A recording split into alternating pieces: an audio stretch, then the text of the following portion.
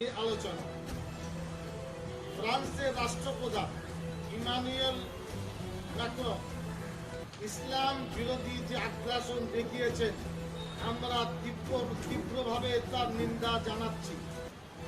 এই আগ্রাসনে পৃথিবীর সভ্য সমাজ স্তম্ভিত। পৃথিবীর ঠিক আছে দিন এখানে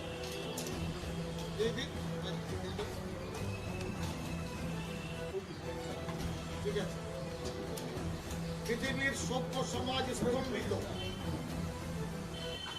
নবীজি সাল্লাল্লাহু আলাইহি সাল্লাম যে অশোভন ব্যঙ্গচিত্র শার্লি অ্যাবদো প্রকাশ করেছে তাকে সমর্থন দিয়ে ইমানুয়েল ম্যাক্রন ক্ষমতার বলে বলিয়ান হয়ে বাকস্বাধীনতার জিগির তুলেছেন। সাম্প্রদায়িক হানাহানির পথ প্রশস্ত করেছেন। খোদ ফ্রান্সেও তিনি নিন্দিত হয়েছেন।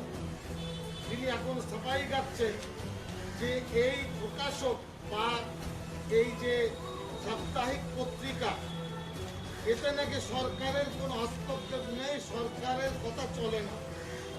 একটা রাজ্যে অবাঞ্ছিত এই কাজ হবে আর মুখ্য আপনার যিনি দেশের নেতা রাষ্ট্রপতি তিনি বলছেন ওটা আমাদের এখতিয়ারের বাইরে। এই সমস্ত ছেদ কথা চলার জায়গা নেই। সূর্য চন্দ্রের দিকে কেউ থুতু ফেললে তার নিজের চেহারা মলিন হয়। ফ্রান্সের প্রাক্তন রাষ্ট্রপতি ফ্রান্সোয়া ওলান্দে বলেছেন ইসলাম সন্ত্রাসী ধর্ম নয়। হলোকস্টের সত্যতা নিয়ে প্রশ্ন তুললে যদি অপরাধ হয় তাহলে পৃথিবীর 1/4 মানুষের ধর্ম নবীর বিরুদ্ধে কুৎসা রটনা নিরপরাধ কিভাবে হয় আর কেনই বা এর শাস্তি হবে না? মত প্রকাশের নামে পৃথিবীকে অশান্ত করা চলতে পারে না। ফ্রান্সে একটি মসজিদ বন্ধ করা হয়েছে। 50টি মসজিদের প্রতি নজরদারি চালানো হচ্ছে। আমরা এটাকেও কোনোভাবে সমর্থন করি না, এটা ভুল কাজ। ম্যাক্রন সাহেবের জেনে নেওয়া দরকার মসজিদ সন্ত্রাস শেখাই না। মসজিদ সম্প্রীতি, ভালোবাসা, অনুতাপ, পরিতাপ, ধৈর্য, সহনশীলতা, নামাজ, ঈমান, পরকালের শিক্ষা দেয়। ওই পবিত্র স্থানে দোয়া কবুল। এটা হলো মসজিদের আপনার নিজস্ব একটা সত্তা। ইমানুয়েল ম্যাক্রন সাহেবের সঙ্গে অস্ট্রেলিয়া, জার্মানি সহ যারা আওয়াজ তুলেছেন তাদেরকে আমরা ঘৃণার চোখে দিই এবং শার্লি অ্যাবদোর ব্যঙ্গচিত্র তথাকথিত বাকস্বাধীনতার বিরুদ্ধে যারা পৃথিবী জুড়ে সরব হয়েছেন আমরা অকুণ্ঠভাবে তাদের সমর্থন জানাই এবং সাধুবাদ জানাই। একজন শিক্ষক আরো 3 জন নিরীহ মানুষের হত্যাকাণ্ড ঘটেছে, আমরা কোনোভাবে তার সমর্থন করি না। এখন আবার খবর উঠছে যে গির্জায় ঘটনা ঘটেছে, তিনি আদৌ মুসলমান ছিলেন কি ছিলেন না যেটাও নাকি প্রশ্ন জিজ্ঞাসার চিহ্ন ফ্রান্সে দেখা দিয়েছে। ভবিষ্যৎ বলবে দোষী কারা।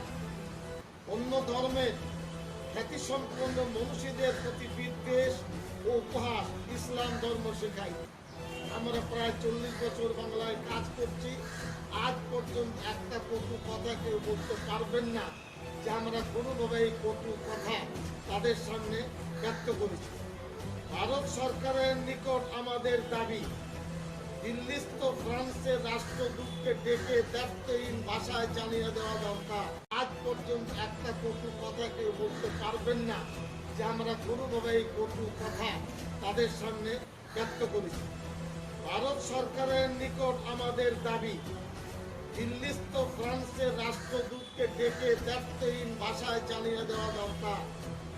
ভারতবর্ষ কোন ধর্মের বিরুদ্ধে কুৎসা রটনা সমর্থন করে না, এটা ভারত সরকারের করার প্রয়োজন এবং রাষ্ট্রসংঘ যাতে কঠোর আইন প্রণয়ন করে সেটাও দেখা দরকার। মুসলিম জনসাধারণের প্রতি আমাদের আবেদন, প্রিয় নবীর অবমাননার বিরুদ্ধে প্রতিবাদ কর্মসূচি গ্রহণ করতে চাইলে শান্তিপূর্ণভাবে সুশৃঙ্খলভাবে প্রতিবাদ হবে। শত্রুরা যাতে কোনোভাবে সুযোগ না পায় সে বিষয়ে নজর রাখা প্রয়োজন। আরব লীগ, ওআইসি সহ ইসলামী দেশসমূহে আত্মপর্যালোচনা করার সময় এসেছে। প্রিয় নবীকে কলঙ্কিত করা অপচেষ্টার বিষয়ে তারা কতটা কি করতে পেরেছেন সেটাও তাদের ভাবনার বিষয়।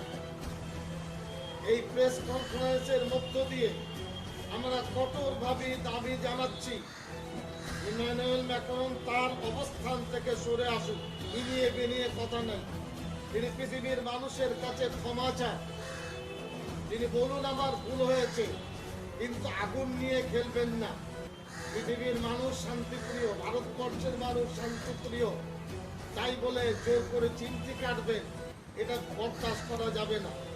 ইসলাম ধর্মকে কালিমালিপ্ত করার অপচেষ্টা বন্ধ করুন। পৃথিবীতে অশান্তি ডেকে না আনাই বুদ্ধিমানের কাজ। আমরা খুশি যেমন আপনার কানাডা, যেমন ইউকে, আমরা দেখেছি যে বিশ্বের প্রথম সংবিধান রচয়িতা হচ্ছে মোহাম্মদ।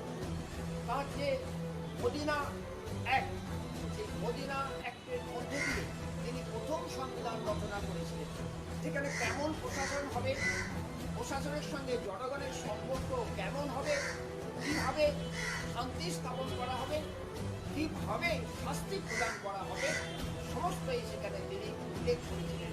অনেকটা আমাদের অর্থশাস্ত্রের মতো, প্রকৃতির অর্থশাস্ত্রের মতো সেখানে তিনি ন্যায়দণ্ডে যা উল্লেখ করেছেন আমরা তার হদিস দেখি এই ধর্মতে। সুতরাং তিনি শুধু ধর্মগুরু নয়, ধর্মগুরু হিসেবে তাকে আদৌ আমরা আলোচনা করি যে এমন এক মানুষ তিনি সর্বদাই শান্তির পক্ষে বলেছেন। শুধু তিনি নয়, ইসলাম ধর্ম যদি আমরা একটু খুঁটিয়ে পড়ি, আসলে আমরা তো পড়ি না, না পড়ে বিভিন্ন মন্তব্য, বিভিন্ন প্রবন্ধের মাধ্যমে আমরা তাকে জানার চেষ্টা করি, তাহলে দেখবো যে ইসলাম ধর্মে কোথাও কিন্তু এই জঙ্গি মতবাদকে কখনোই সমর্থন করা হয়নি।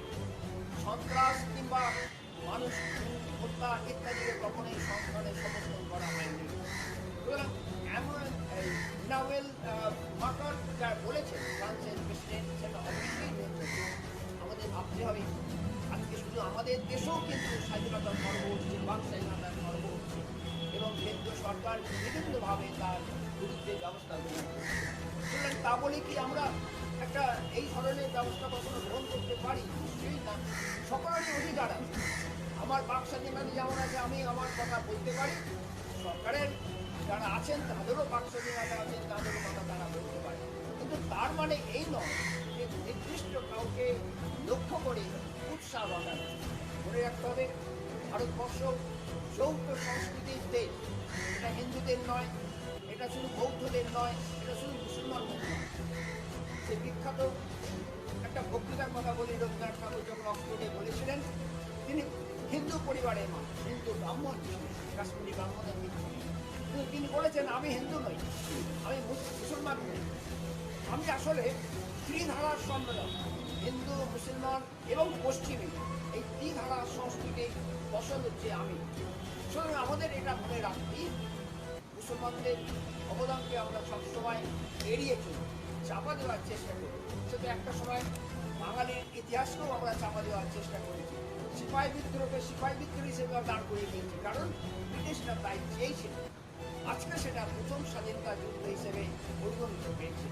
মনে রাখতে হবে যে দারাশুকো তিনি প্রথম হিন্দু শাস্ত্রগুলোকে অন্য ভাষায় অনুবাদ করেছিলেন, যাতে সারা পৃথিবীর সেগুলো প্রচারিত হয়।